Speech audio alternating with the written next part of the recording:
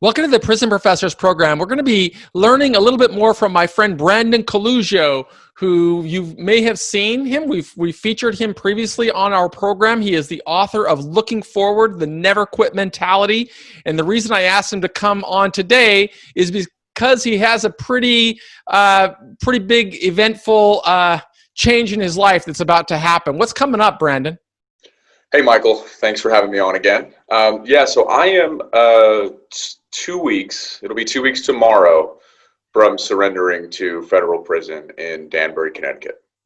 So you can see he's still got a good attitude. He's got 2 weeks away from surrendering to prison. I don't think we have spoken with him since the day that he was about to be sentenced. Can you walk us through what that entire sentencing process was like? Yeah, the sentencing was strange because of COVID-19. Everything was all done actually via Zoom. The government system crashed. The judge couldn't hear anything. We had to pretty much start over again. I actually volunteered to buy a subscription to Zoom just so I could get this thing over with. Fortunately, the government didn't make me do that, and ultimately we sorted it out. And the hearing was about an hour long. It was very much procedural. And it ultimately resulted in the outcome that we had expected. I had a C plea, which is effectively a fixed term of imprisonment with the government, as well as some other agreed upon factors. And the judge basically just rubber stamped it, and it was done. It was a weird thing because my wife was sitting in my bedroom while I was taking the call from here in my kitchen. And I could hear her crying the whole time. So for me, that was the most difficult part, was having to try to keep myself together. During that, it was very, very emotional. It was very difficult.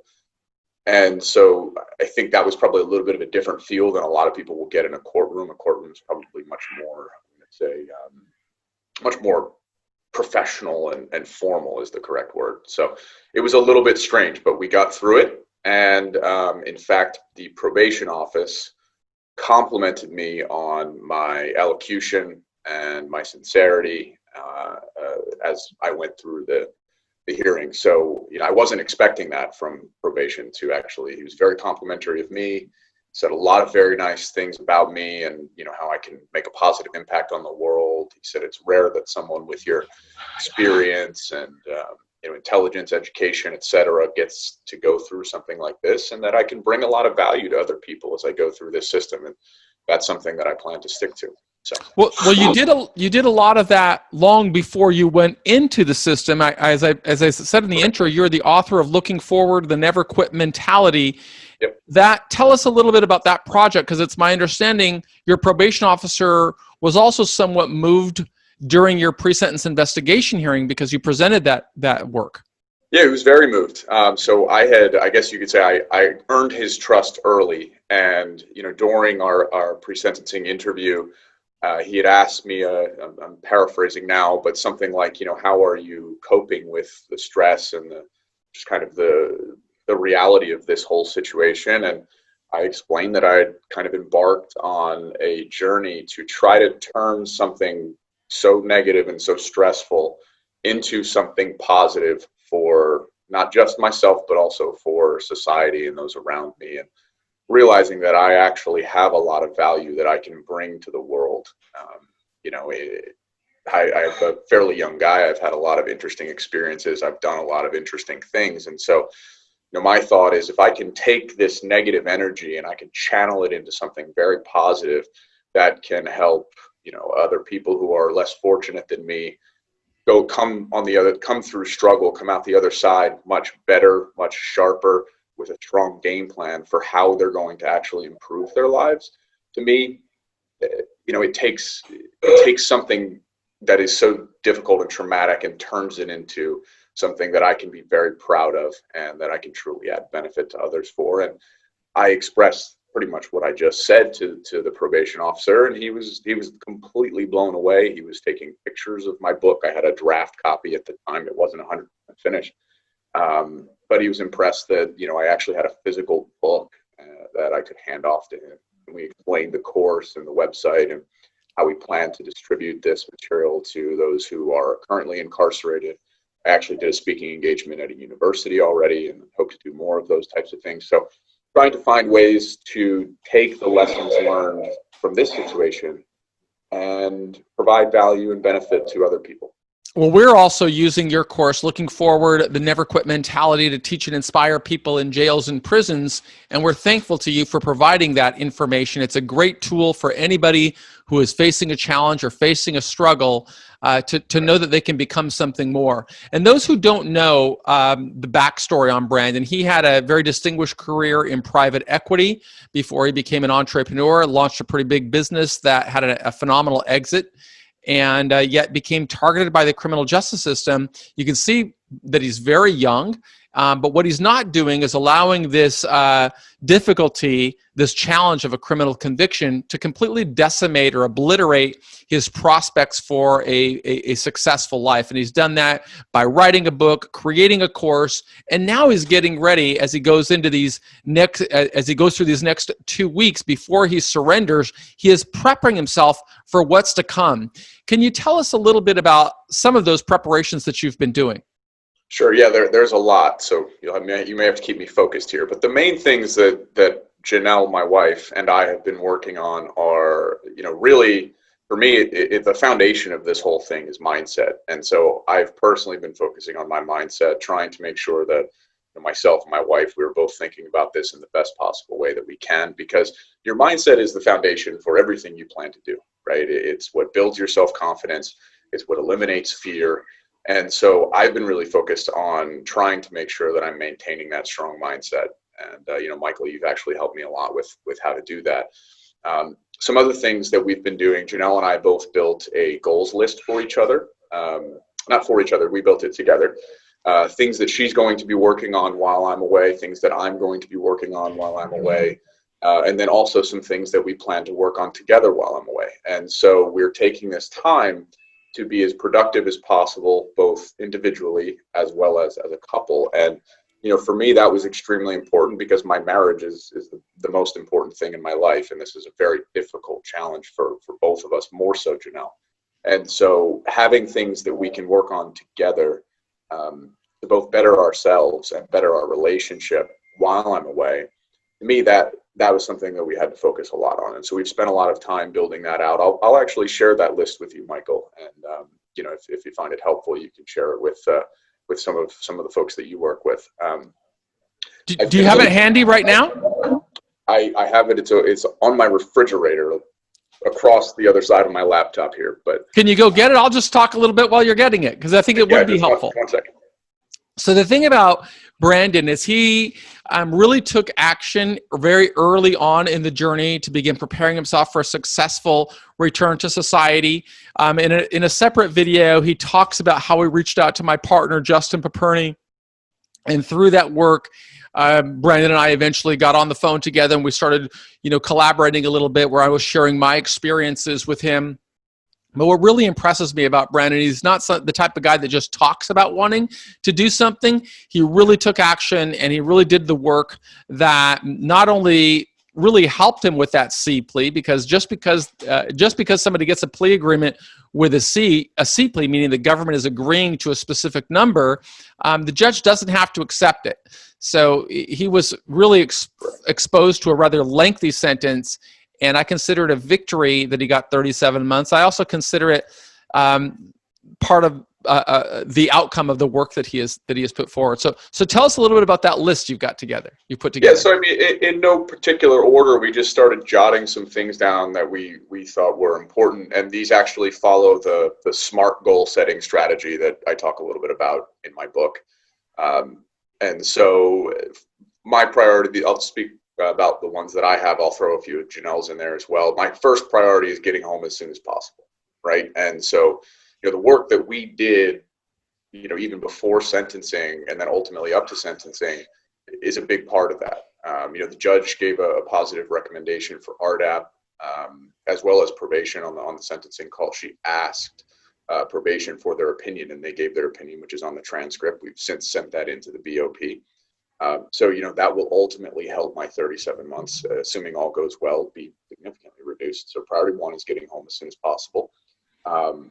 some other interesting things I plan to work on. I want to read 2 books a week and write some sort of an interesting report on what I've learned and why I think those things can benefit me once I'm released. And actually, just as before we got on the line here, Michael, I was building out my reading list, and so it's still growing. But 2 books a week, that's quite a few books, and I'm only at about 35, so I could use a few examples. Some things that Janelle, my wife, is planning to work on. She is a big learner, and so we have a few programs that we've purchased, kind of self-directed courses for things that she's interested in. She has a background in marketing and digital marketing, and so there's a few digital marketing courses and business courses she wants to go through. We have a small business that we run together. She set some kind of financial targets and some operational targets for growing that business while I'm away. Obviously, I can't be involved in business while I'm gone. She wants to continue to be involved in her community. Community service has been very important to her and to myself. Another one of my goals is to teach my book and my course while I'm incarcerated. So to try to, like I said in the beginning here of our conversation, I want to be able to add value to people who perhaps haven't had the education and experience that I've had. I want to continue with my fitness. I'm very fitness and health conscious. I want to make sure that I maintain that. And then also, I think another one of my big ones is make sure that I have a plan for my release, and that starting the day that I actually enter prison, I want to make sure that I'm planning for the day that I'm going to be out. So making sure that I'm, I think, kind of filling my mind with the right thoughts, drafting any plans, getting things in writing.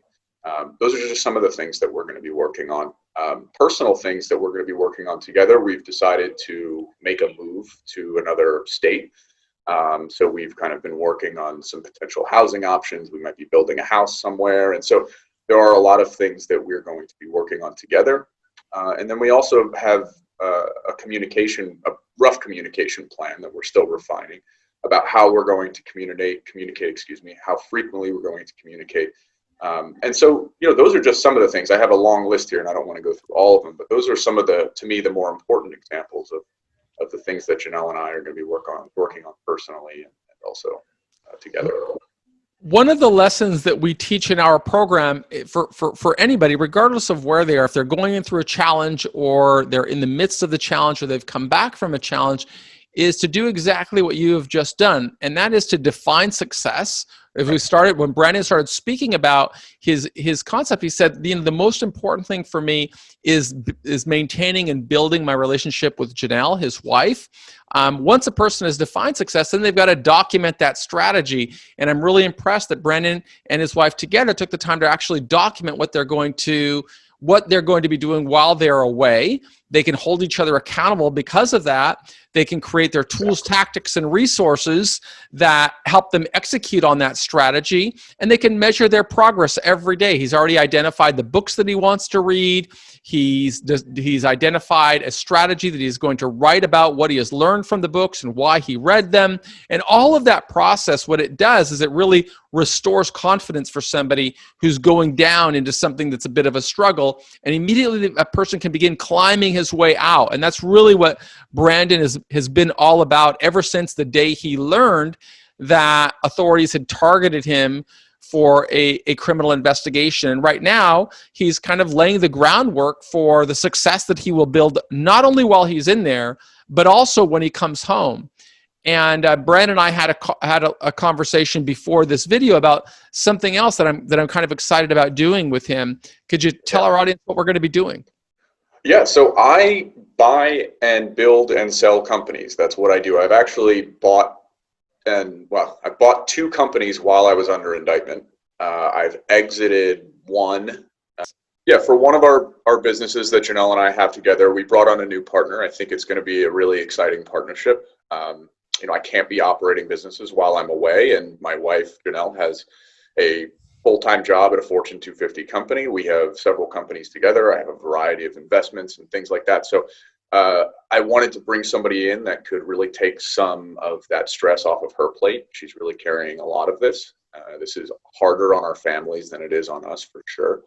And so I plan to continue to do these things after I'm released. And to me, what I've learned, it's not the money, it's not necessarily your track record in buying businesses. It's building trust and building rapport with whoever the seller may be. In many cases, someone's business, particularly for small businesses like things I focus on, it is their pride and joy. It's a child to them. And so when you come to them and say, hey, you can trust me, I'm a safe pair of hands with your company, that is the most important thing. It honestly has very little to do with money in a lot of cases. It's more about, do I trust this person to take my business to the next level? Do I trust this person to do the right thing on behalf of my employees? And so for me, my biggest challenge now, I used to have a fantastic track record, everybody trusted me that bumped into me, and I had a very good reputation. It hasn't all gone away. There are still a lot of people around me who trust me very much. I have guys tell me all the time, Branden, I'll do a deal with you right now. But people who don't know me, it's very important that I'm setting a track record and I'm demonstrating all of the work that I'm doing to prove to these people, this is a good guy. This guy is not defined by this one event in his past. And so I'm working now. I've been journaling. I've been writing a lot, outside of the book, to try to demonstrate and to be able to use that writing, hopefully in the future after I'm released, to help grow and build my business, which is buying businesses. So. Well, what we're going to be doing also is while you're sending those journal entries out, I will be a recipient every 10 days or so, and we'll be able to record precisely what you're doing while you're in there, which will accomplish a couple of things. One of them, it will help you stay engaged, and it will start to erase any negative publicity that exists for you by replacing it with positive messaging. Simultaneously, you'll be able to continue your efforts of contributing to society by helping more people understand, well, what's the prison journey like? And that's why we're so glad to have you part of the Prison Professors team now. And we're just really grateful to have had the opportunity to have learned from you and to have worked with you. And we look forward to watching you recalibrate and rebuild, because this is the messaging that we need to bring to people inside of jails and prisons, that if they make the right decisions today, they can emerge successfully. And that's what you've been doing since day one. I think it's one of the reasons that you got the outcome you anticipated. And it's also going to be one of the reasons that this experience with the criminal justice system isn't going to be what defines you, but rather your response to it is what's going to keep you growing. Yes, exactly. And that's the plan. And I appreciate all your help along the way, Michael, too. I mean, you've been an incredible advisor and a good friend as well. So thank you. We're going to do it together, buddy. All right. Yes, thanks sir. so much. We'll be back soon with another episode. And Branden has already agreed to come back on just a couple of days before he surrenders, which will be, what is the date? July 21st. So we'll connect with him again before that. And wishing all of you a successful journey as Branden is going to experience. It won't happen by accident, but rather you got to have that CEO mindset to make things happen. Right. Thank you, Michael. The never quit mentality. Hey, and if you haven't done so already, make sure you subscribe to the Prison Professors program. Thank you.